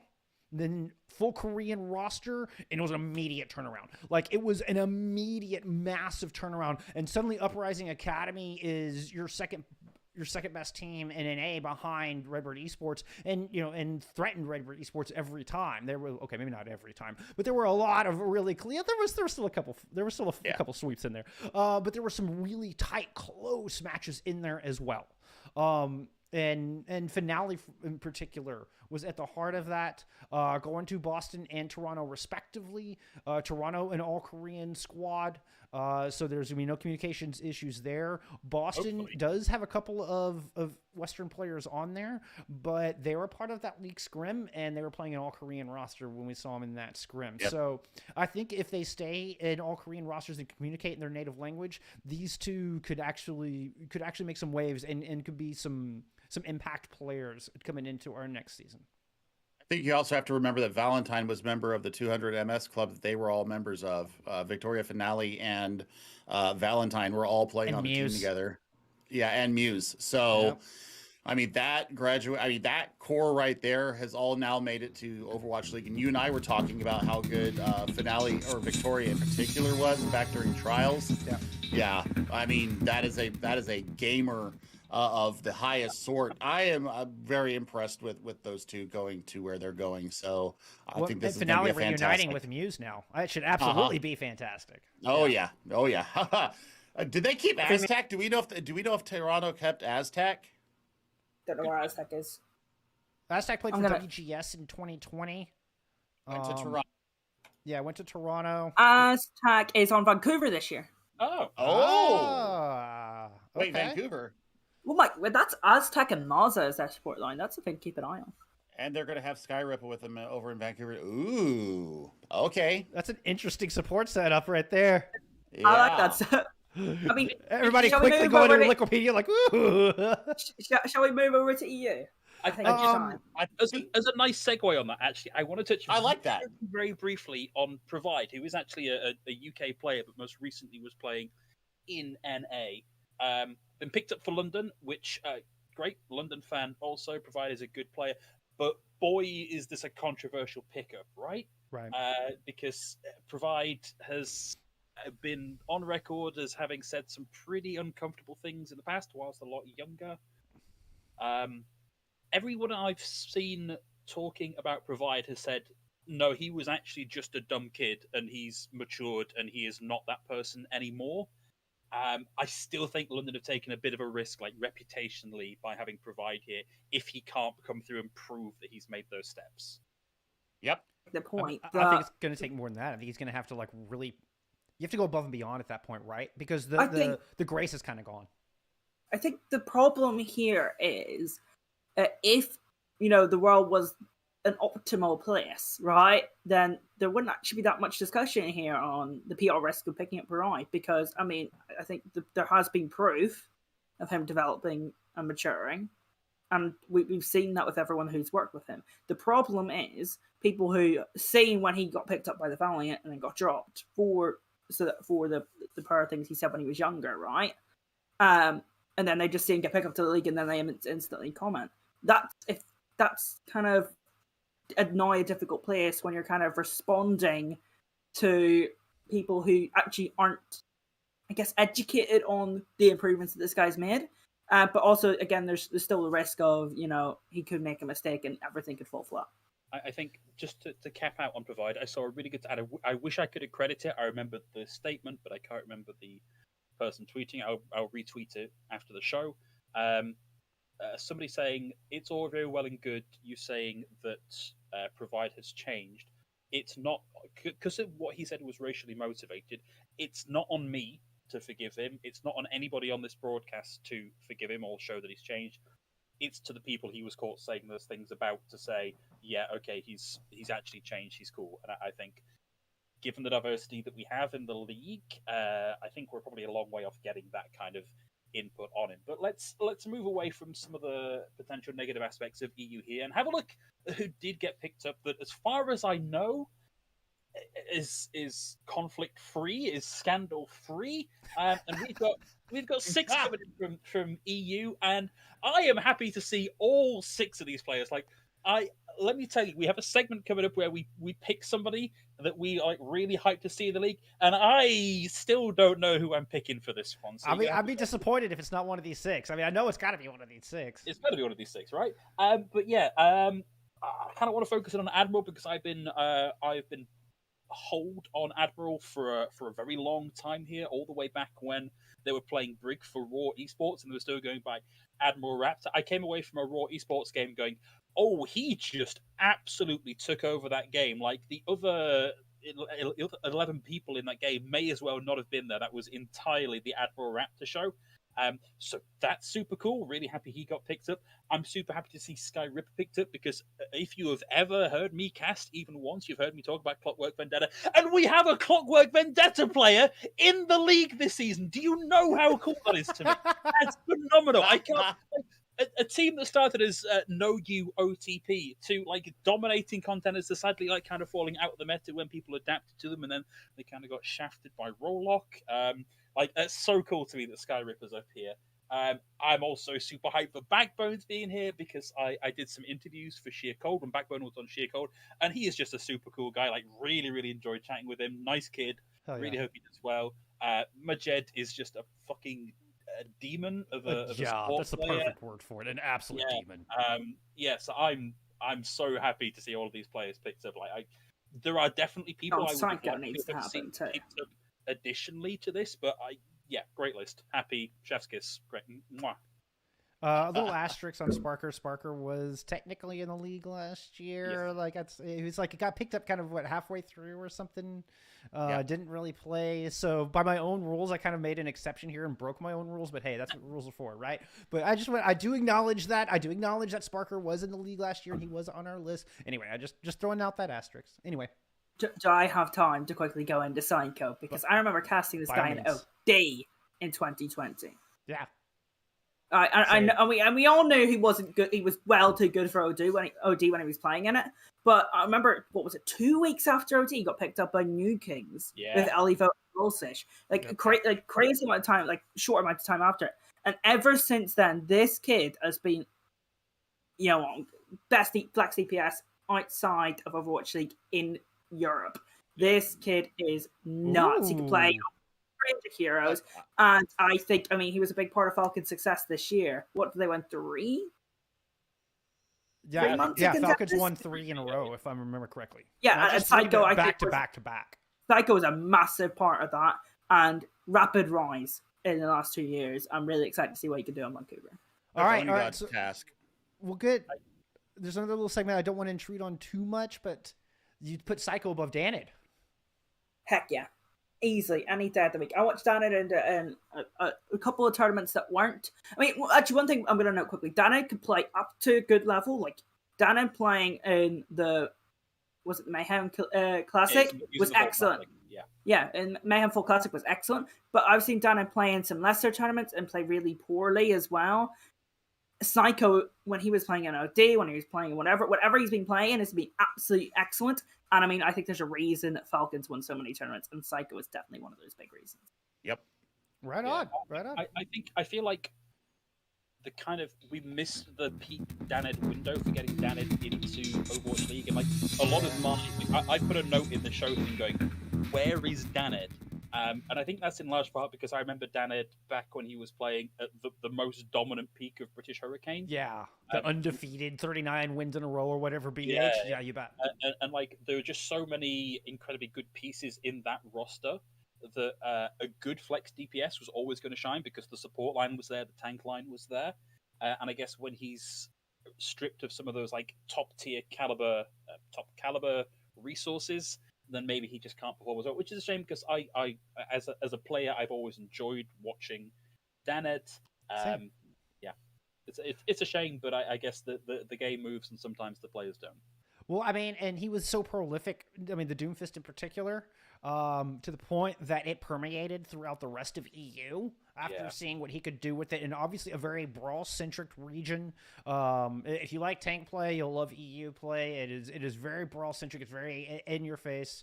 And his Doomfist like made such waves that it kind of changed the landscape on how they played that. And then that even made its way over to NA as well.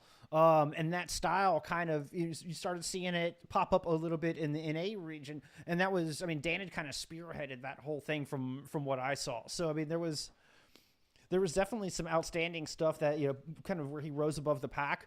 I can't help but agree with your point, though, that it may have gone past that ideal spot where we were going to see him in the league. Right. So, hey, I mean, maybe Overwatch 2, he could shine and come in. And I mean, SMC did phenomenal this past year. I mean, I don't think anybody expected Choose Money Crew to do as well as they did, beating British Hurricane, who we just saw on our screen, who had a couple pickups, and who have long been the dominant force of EU contenders. SMC were able to knock them down after, I think they lost in the June-July. They lost to British Hurricane. They came back and beat them in Season 3, quote unquote. And Dana was a big part of that. Yeah. But that does bring us nicely to the end of our sort of region summary here. Like that's everybody that's been picked up. You've had, everybody that's been picked up from the tier 2 scene. I think we could probably spend some time talking about who's moved from place to place, but this is a tier 2 podcast, so maybe damn right. we won't delve too deep into that. But I think one of the things we want to do to close out here is before we get into that, before we zoom into that, coming off of the Dana conversation, I want to pose a question. I apologize for the interruption, Phil, but I do want to pose a question. Is there anybody who you're surprised that didn't get picked up? Is there anybody that you're like, how did this person not make it into Overwatch League? I will start. I'll give you all a moment to think on it. And I'm going to have to come out and say Aprita. Like, that was... Aprita was the DPS player, was the proper of China. Like, was like the DPS player coming out of China. And there's just... I think it's just a shame that there's limited teams that have Chinese as their communicative language. It's either Korean or English for the most part for the vast majority of the league. I think if there was one or two more teams, I mean, Aprita would be an absolute all-star in the league. With somebody that I loved watching all season long, coming from Team Chaser, who were dominant through 2021. So anyway, anybody that stood out to you that you're like, how is this person not in the league? So I suffer a little bit from not being much of an analytical person when it comes to this, and so I tend to want the people that I know and that I like to do really well. That's okay. Somebody that I would have liked to have seen picked up, because I actually think over the time I've watched him play, his improvement has been very, very solid, and I think he's genuinely one of the best tanks in the region, is Crandop. The fact that I actually don't... It's my second choice. I don't have many holes in the league where you would fit a Crandop, which is unfortunate. I think, you would have maybe, if Huddy had retired, maybe he would have gone to London. But, the trials were had, and Huddy has come out the best. But yeah, it's a shame for Crandop. Hopefully he gets a shot at some point here, because I think the amount of work he's put in, the progress he's made, deserves to be rewarded. Look up his age real quick, because I'm curious. Secondary point on Crandop. I remember when when Sandy had a tier 3 Overwatch European project with some okay results, some disappointing ones as well. Every single player, when they talked about Crandop, full of admiration. They thought he was destined. They still think he's destined for watching. Every single player, if they had an opinion on Crandop, it was positive, and that goes through the entirety of EU. And I think he is actually someone I am a little bit surprised of. But he isn't my choice. He was second on my list in case someone stole one. I'm going to go back to Heesang. I think I have to go back to Heesang. it's draining me. I'm having sleepless nights thinking about he's not in the league.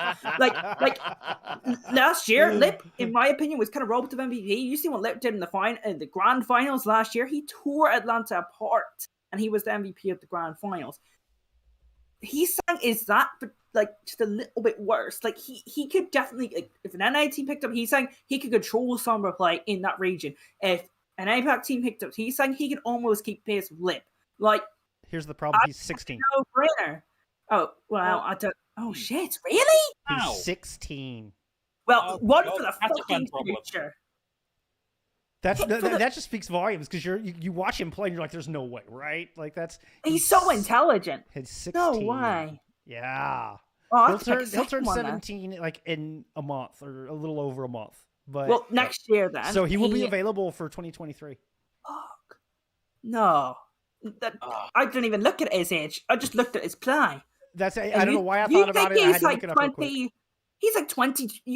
Playing wise, you think he's 2021. He looks so experienced, could control a game on somewhere like Lip can. Anyways, then I have to pick a second option, so someone else steal the mic. I mean, just to go out. I mean, his pedigree is nuts. Playing for a lot of Element Mystic through 2019 into 2020. Like, if you go down his Wikipedia, and it's almost all like seconds and thirds. You had a first place there on Element Mystic back in 19. I picked a replacement then. Okay. It's not a player. I will throw mine out there while you're looking at it. Then I'm going with Iron. I think Iron and Reiner as a tank line for Redbird Esports. I think that while Reiner is an absolute freak at main tank, I think that Iron did a lot to enable what Reiner was able to do. And I think that Iron should have definitely been one of those pickups on the fringe. Because I think that Iron versus False, I always put those two on my high NA pedestal. So I think you could have interswapped with either one of them. We would be having this talk about False, but I think that they're just so closely matched. I think that the slight edge goes for me for Iron is in the Sigma play. I think the Sigma play coming out of Iron was much better. But False Diva Specialist, that's going to be more useful in the league. I think that's why they get picked up over Iron. But Iron should be in the league as well. And I can't help but wonder. I'm sorry. If this was going into this year, if we're going into Overwatch 1, where you have 2 tanks, and there's not only 5 of 39 people getting picked up in the tank role, then maybe they're both in the league, right? Like, I can't help but wonder. Anyway, I'm sorry to cut you off, Phil. No, it's fine. I was only going to make a slightly tangential comment to that, which is, whilst we would have liked to have seen Iron join Reiner up in the league, would have been great to see them keeping on playing together. I am excited to see what Iron can do playing alongside Gig for Redbird, because I think Gig he has been in the league before. I think he's an underrated tank player. I don't think he was necessarily utilized as well as he could have been on, I think it was in place of Valiant towards the end. Yeah, that sounds right. Yeah, so I think that could be a really good duo to watch down in Contenders, which, hey, this is a Contenders Tier 2, Tier 3 podcast, so that's kind of what we're looking for. Sure. One, and I'm not going with a player. I can't believe that this wasn't my immediate... O2 Boss! I was going to guess O2 Boss, yes. Yeah. It's O2 Boss! What a shout-out. How many Korean championships has this coach won? He is the best coach in the world, other than potentially Moon, Rush, and No Hill. I think those are the best 4 coaches in the world right now.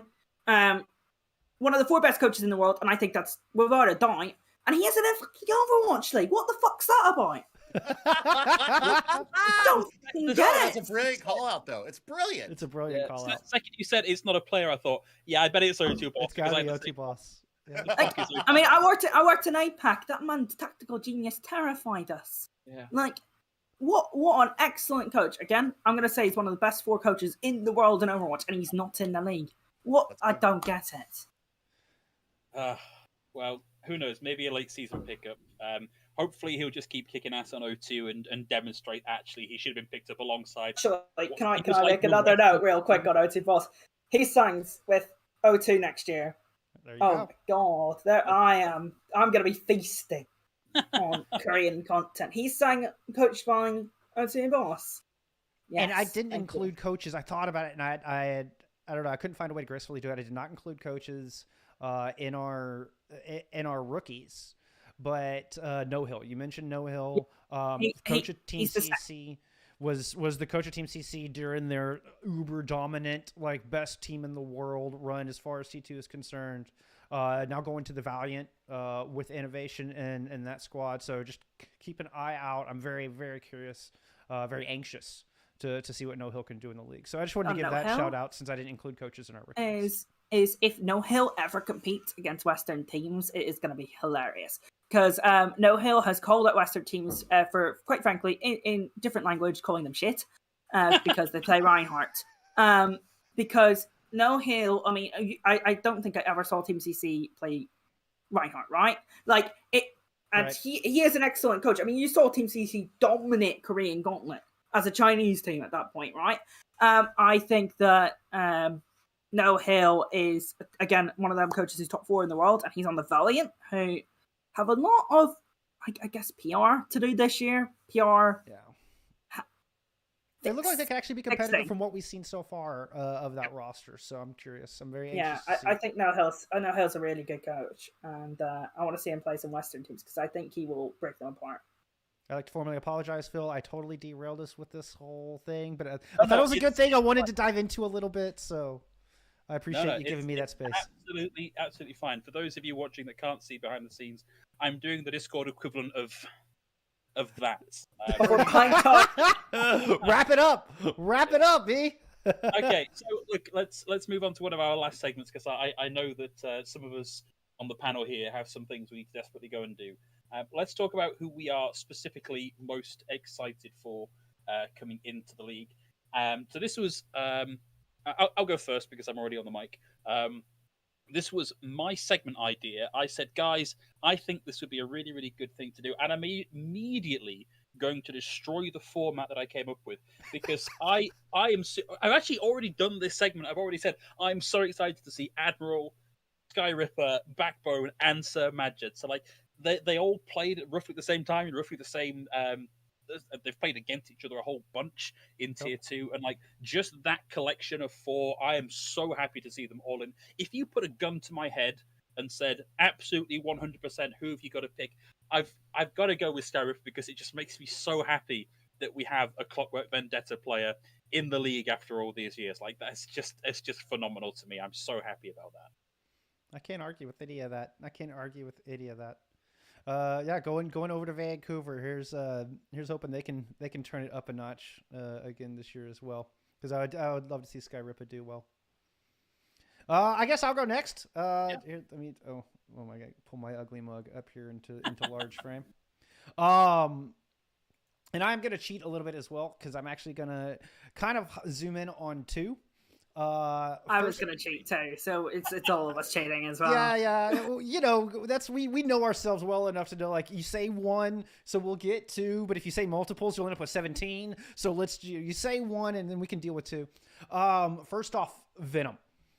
Venom, who you may have recognized as the player Sigma from Odyssey that just like randomly popped up out of nowhere, and everybody's like, who the hell is Sigma, and why'd you name yourself after a tank? And then they're like, no, I've had this name since well before the hero was introduced into the game. Comes in and just has the most breakout tracer we've seen. Like, it was phenomenal. It was unbelievable how good Sigma Venom. Well, I'm just going to stick with Venom. How good Venom was in NA contenders playing on Odyssey, and how much he single-handedly elevated that squad. Rhino, the main tank, also super young player who you wouldn't think is as young as he is, literally called him Striker 2.0. Like, he is that level of Tracer player, and I think Tracer is going to be extremely dominant in the upcoming meta. Just from what little I know, I think that's one safe bet, is that Tracer is going to have a lot of room to work and do Tracer things. I think a player like Venom, who's going over to the Atlanta Reign, who's already known for picking up like DPS star power, right? That seems to be their primary focus. They pick up star power in those damage dealing roles, and Venom is going to be an amazing addition to that. Literally just kind of came out of nowhere, like played in like Korean OD and that was like all I could find on him. And then just boom, appears on Odyssey and dominates. Was playing on ping, also on Tracer, which I don't think I could think of a harder character to play on 250 ping or whatever it is. It was still putting up that quality of performance. So keep an eye on Venom if you're trying to like rack your brain. There you go. It was Sigma from Odyssey. Go back and watch some of those if you want a little preview of just the immaculate Tracer play that you can expect to see out of Venom. But moving on to my second pick, and a little bit more, we have a lot more footage and a lot more to know, is Reiner. As the tank player, my bias is going to come in here a little bit, and I have got to highlight Reiner. This is a player who played for Goats back in the day, the Team Goats, when they were innovating the 3-3 composition, played Zarya form back then, also played a bit of Brig and a touch of DPS prior to that as well. This was under the name Trill. But is extremely... I always forget he's Trill. Yes. Yeah, yes. Or Frill. I think it's Frill. Yeah, Frill. Trill's the Australian player. Frill. Yes. I knew what you meant. I knew what I meant. I apologize. But yes. It's played under a bunch of names, honestly. But played under Frill with Goats and played Zarya for them. Had a mean Roadhog, if that happens to come into meta as well. But is extremely versatile. And I think there is the potential where, I mean, he's playing for the Gladiators with Space, all right? So Space will probably get the starting role in the beginning, but I think we could potentially see Reiner come in and play everything but the Diva. Like, if they want to play Diva on the map, okay, sure, you're probably going to see Space. If there's anything else that needs to be played, I think Reiner could absolutely step up and take that slot. And I was bragging about, Ultraviolet earlier, and Ultraviolet immediately, as soon as they both got announced and picked up, Ultraviolet came out and talked about how he's going to miss playing with Reiner. That playing behind that main tank was such a boon for him.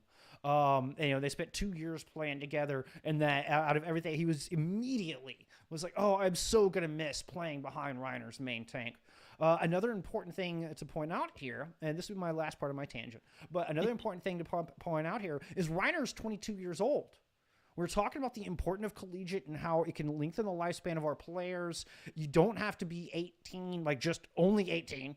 And I was thinking about this when you're talking about Crandop, because Crandop's 19. So if you're looking at that, like Crandop still has, there's still opportunity. There's still hope to see Crandop in the league, and there's still, 2 or 3 years at the least to develop that talent and really polish it up to be Overwatch League level. Reiner getting picked up at 22 is a big part of this. This is somebody who has been grinding through the contenders scene for many, many years, and I'm really, really excited to see what he can do with the Gladiators. So there you go. Reiner's my big zoom-in pick. I don't want to be so bold as to say Rookie of the Year potential, but it's not too far out of contention either. I would probably put third or fourth on my honest Rookie of the Year contention. Because proper, you can't. Proper is got to be number one on that.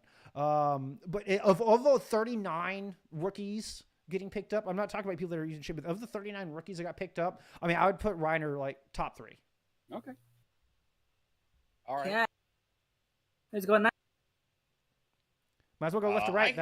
Billy, you're up. All right. Yep, I'll go, Billy. All right, so I picked up, and may be a surprise to everybody, I actually picked a Chinese player because I think it's the least understood scene outside of OCE and PAC. We've always focused a lot on Korean, North American, and EMEA players, but I think that Pineapple is going to make waves in our scene this year. I think that joining the Hangzhou Spark, he's joining a team that was middle of the pack. They just couldn't seem to get over the hump and the hurdle that were the top teams in the region, and they had their playoff run denied by the Philly Fusion 3-1. So I think bringing out the guns here as far as what does Pineapple play? We know that they've got a sick Echo. We know that they've got a dynamic Tracer. The McCree is pretty good as well. Now, we talked about Alfie joining the roster as well. I think that you've got some built-in synergy going in there. Add to that with Irony. You've got 3 members of Billy Gaming, especially with Team Chaser being the academy team to Hangzhou Spark.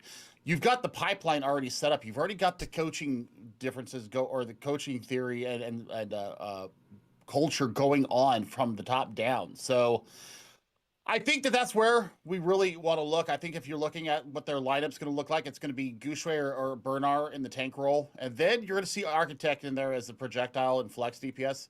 It's going to hit. I think that Pineapple gets the nod over Alpha E. But, I mean, if they really want to go well, I think that you put Irony and Alpha E together with Pineapple.